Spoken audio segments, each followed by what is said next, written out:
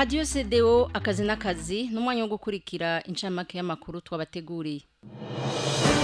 Radio CDO akazi n'akazi. Muyashikizwa na Dorothée Bigirimana mu buhinga bw'ivyuma hakaba hari Joasha Habiyaremye.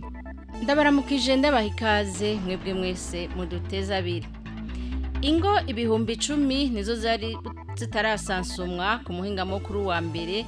Ibitigiri by'abasansumwe navyo mu gihugu bikaba byari bigeze ku rugero rw'ibice 99 n'ibice 7%. Ivyo vyatangajwe ku muhinga mukuru wa mbere na Nicolas Ndayishimiye arongoye ibiro bikuru vya rusansuma mu kiganiro yahaye abamenyesha makuru.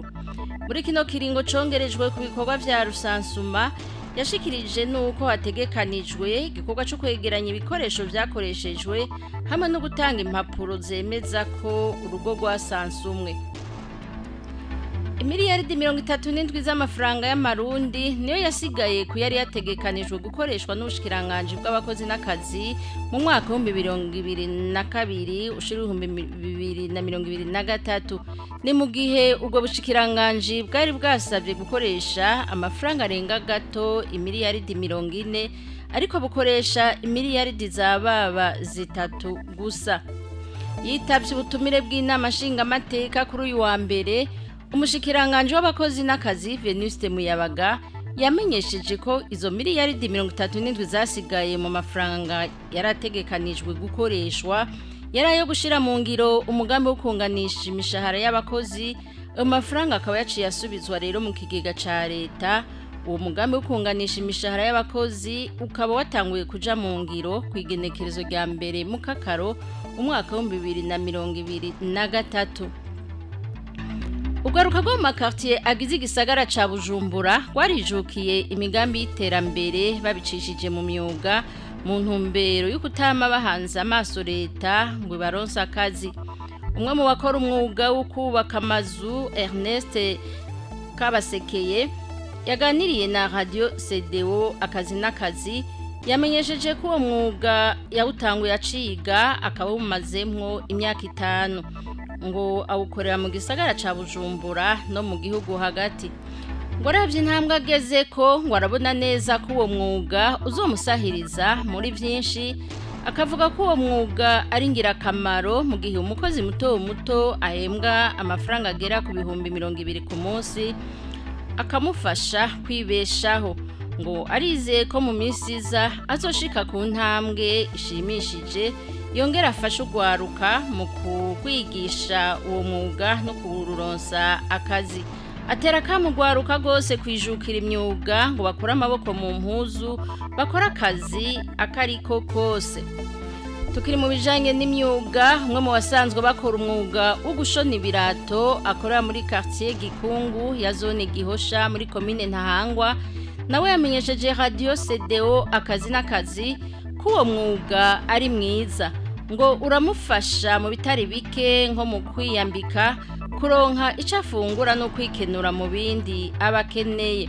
Naho biruko muri uwo mwuga ngo arahura n'intambamyi nyinshi nko kubura umutahe ukwiye, izimba ry'ibikoresho nk'inshato, umuti ufatanye ibirato n'uwo kubisiga n'inzu akoreramwo ugasanga irazimvye. Aha nurundi gwaruka kutagaya umwuga wari wo wose ati nta mwuga udakiza.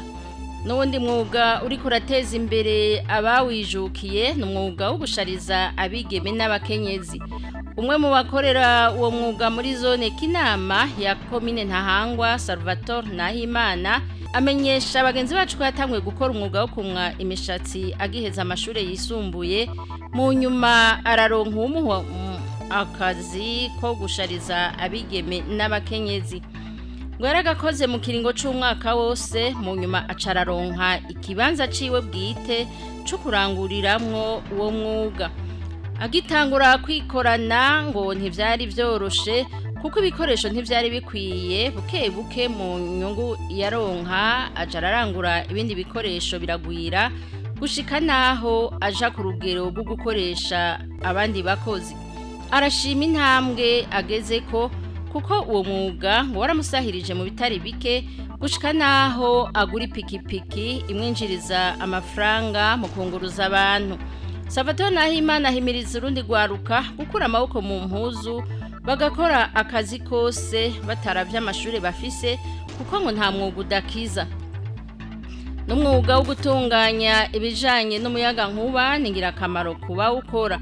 Aha twobabwira umwuga ukorwa na Samuel Nahimana akora ibijanye no gutunganya ibijanye n'umuyaga nkuba haba mu mazi canke mu nganda zikoresha umuyaga nkuba.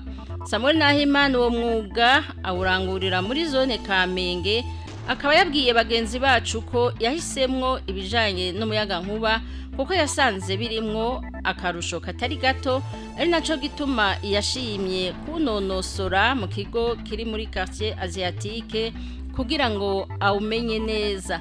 Ati mu myaka 4 maze nkora uwo mwuga ndamaze gutera intambwe mu buzima.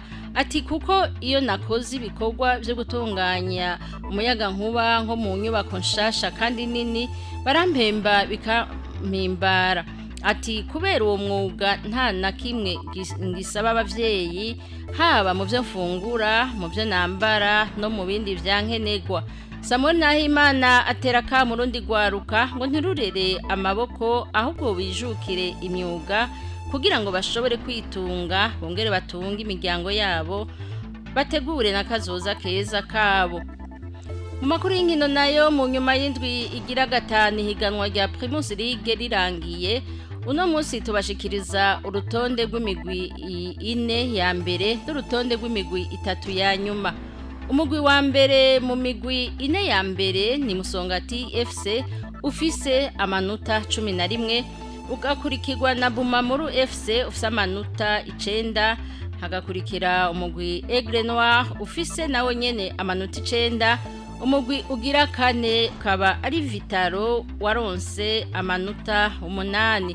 Mu bibanza vya nyuma navyo haza umugwi wa Real Vision 2026 ufise amanota 2 ukaba uri mu kibanza ca 14, hagaca hakurikira umugwi Burundi Sport Dynamique uri mu kibanza ca 15 ufise amanota ubusa, hagahereza umugwi Moso Sugar ufise ideni ry'ibitsindo 11. Inkino z'umupira w'amaboko basketball nazo ku ruhande rw'abigeme z'uyu mwaka wa 2024 zararangiye.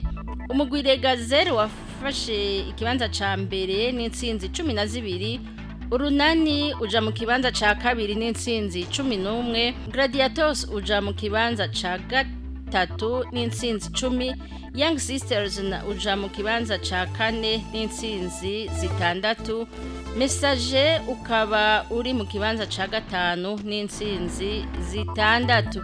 Rumuri nayo icifata ikibanza ca nyuma kuko nta ntsinzi nimwe yatahukanye. Tubamenyeshe kandi ko imigwi Legazelle, Urunani, Gladiators na Young Sisters ariyo izobandanya mu muce wa kabiri w'inkino za playoff. Inkino z'igice ca kabiri arico bita demi-final zikaba zitegekanijwe kuri wa 26 Nyakanga turimwo, hazoba ari hirya y'ejo ku munsi wa 4. Nizo nkuru z'inkino ziciye zisozera ano makuru twabateguriye. Dorothée Bigirimana mwari kumwe ndabashikiriza, nkandabashimiye mwebwe mwese abashoboye kudutega yompi. Shimira Joachim Habiyaremye yatumye amajwi abashikira neza. Ntibagiye na bagenzi bacu bafashije mu gutororokanya ano makuru twabashikirije.